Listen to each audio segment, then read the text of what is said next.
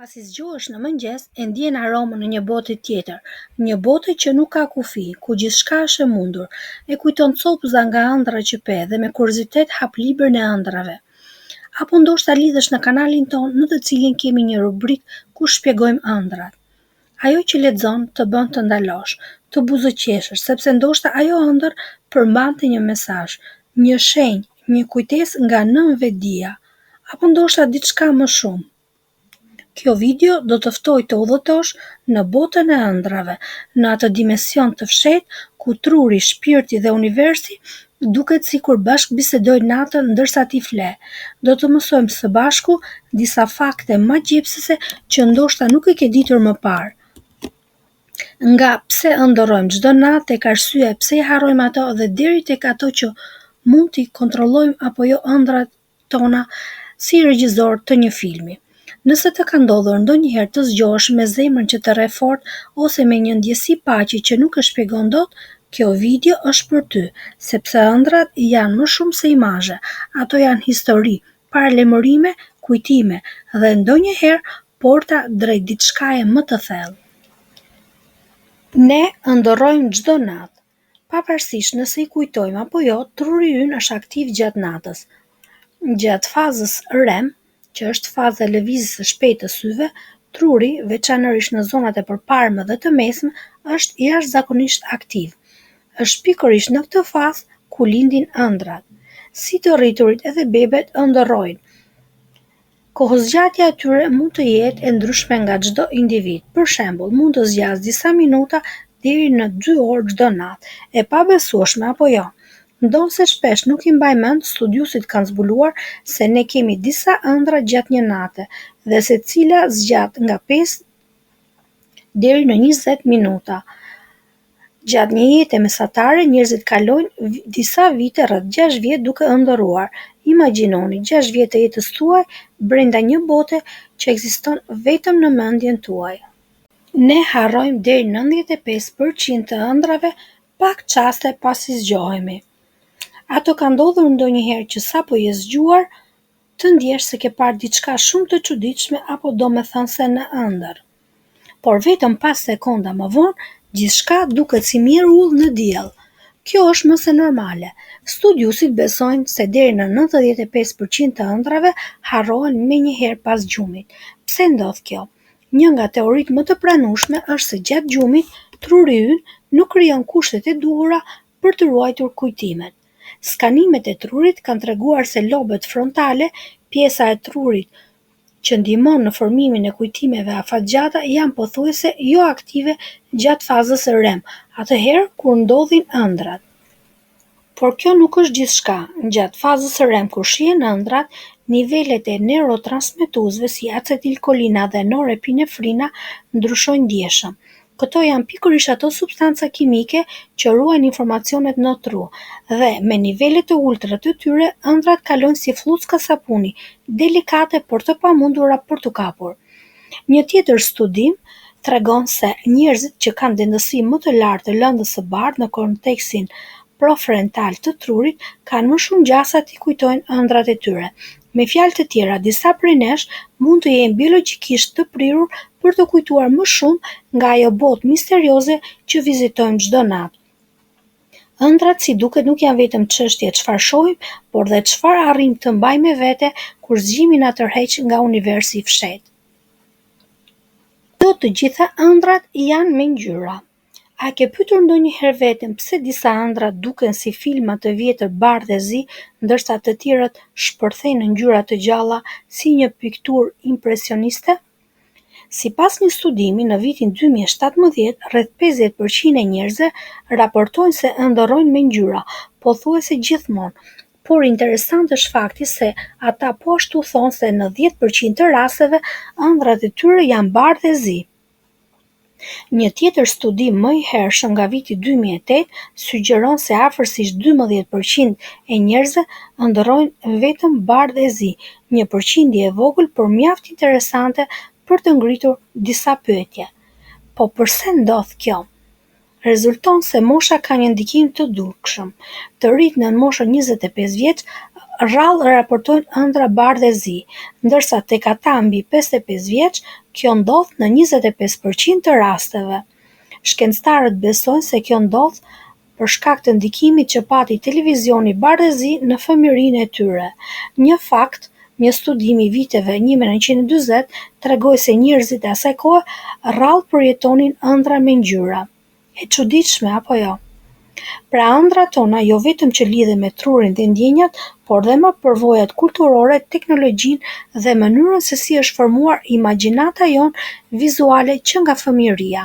Burrat dhe gratë ndorrojnë ndryshe. Në botën misterioze të ëndrave, dallimet mes burrave dhe grave nuk janë vetëm në realitet, por dhe në mënyrën si ndorrojmë. Studiuesit kanë vërejtur se përmbajtja e ëndrave ndryshon dukshëm midis gjinive. Në disa studime, burrat kanë raportuar se ndorrojnë më shpesh për armë, përplasje apo skena të një veprimi fizik, ndërsa gratë ndërkohë kanë treguar se ëndrat e tyre përfshin rroba, ndjenja të refuzimit apo përjashtimit dhe shumë biseda më shumë se sa veprime fizike. Një tjetër fakt interesant është se ëndrat e grave kanë tendencë të jenë pak më të gjata dhe të përmbajnë më shumë personazhe. Burrat ndorrojnë për burra të tjerë 2 herë më shpesh se sa për gra, për shkak të tematikave të ëndrave, ndërsa gratë ndorrojnë për 2 gjinit në mënyrë të barabartë. Por ndoshta pjesa më ndikuese emocionalisht ka të bëjë me makthet. Gratë raportojnë më shumë makthe se sa burrat. Kjo mund të lidhet me ndjeshmërinë emocionale më të theksuar, me përvojat e jetës apo mënyrën se si e përpunojnë stresin gjatë natës. Këto ndryshime nuk janë thjesht rastësi, ato pasqyrojnë mënyra të ndryshme të perceptimit, përjetimit dhe përpunimit të botës gjatë ditës që më pas zhvendosen në botën e ëndrave. Edhe kafshët ndoshta ndorrojnë. Nëse ke parë ndonjë qen që lëviz këmbët, tumbishin apo loshon zëra të lehtë ndërsa fle, apo një mace që rrotullon putrat si të ishte ndonjë lojë e padukshme, atëherë ndoshta ka parë një ëndër në zhvillim. Shkencëtarët nuk mund të thonë me siguri se kafshët ndorrojnë si ne, por besojnë se shumica e tyre kalon nëpër fazat e gjumit REM, fazat ku shfaqen ëndrat. Sigurisht nuk mund të di me saktësi se çfarë ndorrojnë. Apo shikon qeni yt një fushë me lule apo ndjekje të gëzueshme. A ndorron macja për një zog që shpëton gjithmonë? Ndoshta, por ndryshe nga njerëzit, kafshët mund të mos i mbajnë mend imazhet apo të ndërtojnë historitë e tyre. Megjithatë, vetë ideja që krijesat me të cilët ndajmë jetën tonë mund të kenë botë të fshehta në mendjen e tyre gjatë gjumit, botë që s'kemi për t'i parë kurrë, është një kujtesë e bukur për misterin e qenies. Kafshët mund të mos flasin, por ndoshta ëndrat e tyre flasin për to. Edhe personat e verbër mund të ndorrojnë vizualisht. Ëndrat nuk janë të kufizuara vetëm nga ajo që syri sheh në realitet. Një studim integrues tregoi se ata që janë të verbër që nga lindja mund të përjetojnë imazhe vizuale në ëndrat e tyre. Po nëse nuk kanë parë kurrë me sy, atëherë si mendja e tyre krijon dritë, forma dhe lëvizje në botën e ëndrave? Në gjumin REM, ato përjetojnë lëvizje të syve që lidhen me kujtimet vizuale të ëndrave, ndonse në një shkallë më të vogël se personat me shikim.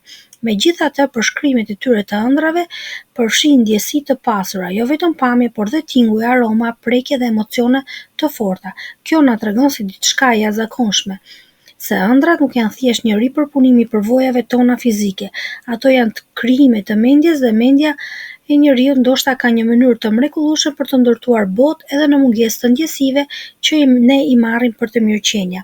Ëndrat e personave të verbër na kujtojnë se drita më e fortë ndonjëherë nuk vjen nga syt, por nga brenda nesh. Je i paralizuar gjatë ëndrave. Gjatë fazës REM të gjumit, trupi ynë futet në një gjendje të quajtur anatonia REM, një paralizë e përkohshme e muskujve që na mbron nga vetvetja. Edhe pse në ëndër mund të vraposh, të luftosh apo të fluturosh, trupi ynë qëndron i palëvizshëm. Është një mekanizëm i mençur i trurit që parandalon që veprimet e ëndrave të kthehen në lëvizje të rrezikshme në realitet. Por ndonjëherë kjo paralizë mund të zgjasë edhe pak pasi zgjohesh. Quhet paralizë e gjumit. Ti je zgjuar dhe i vetëdijshëm por nuk mund të lëvizësh. Është një përjetim i frikshëm, ndonjëherë e shoqëruar dhe me ndjesi të çuditshme ose halucinacione, por është plotësisht normal dhe zakonisht zgjat vetëm disa minuta. Në ato momente të pakëndshme, trupi yt po të mbron, dhe ndërsa paraliza kalon, ti kupton edhe një herë sa i mrekullueshëm dhe i ndërlikuar është ky univers i quajtur trupi yt. Disa ëndra janë universale. Edhe pse ëndra shpesh pasqyrojnë përvojat tona personale dhe kulturën ku jemi rritur, ka disa tema që pothuajse shikohen nga të gjithë njerëzit, pavarësisht mosha, gjuha apo vendi ku jetojnë. Kjo tregon se në thellësi ne ndajmë emocione dhe frikra të përbashkëta si qenie njerëzore.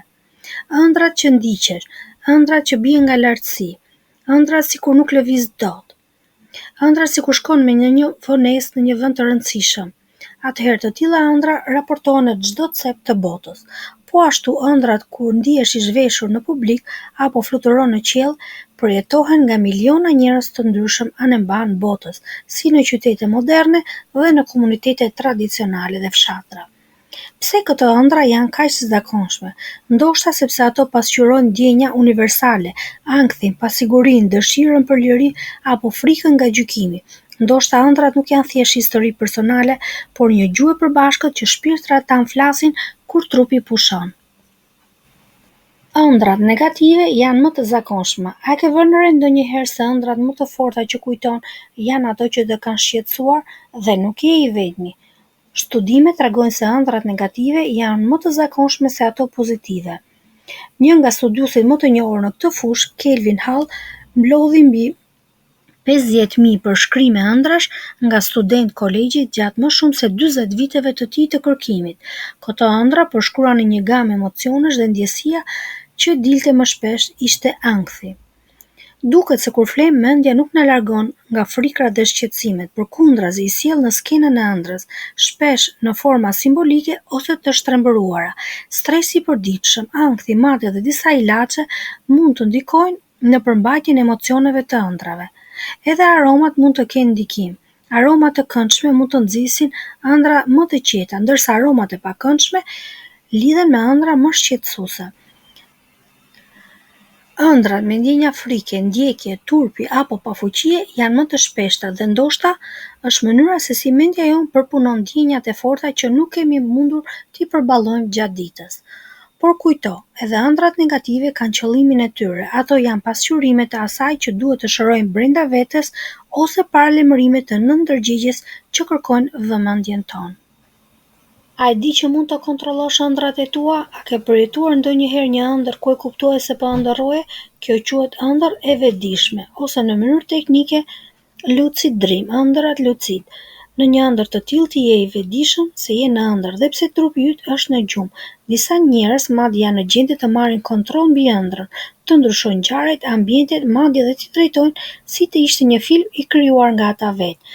Shkencëtarët besojnë se ëndra të tilla janë përzierje mes ndërgjegjes dhe gjumit të REM. Je edhe një lajm i mirë.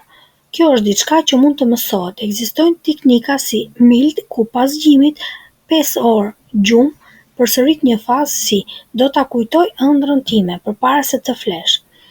Si edhe SILD që fokusohet në ndjesitë vizuale, dëgjimore dhe trupore për të hyrë në një gjendje të një ëndre të vetëdijshme.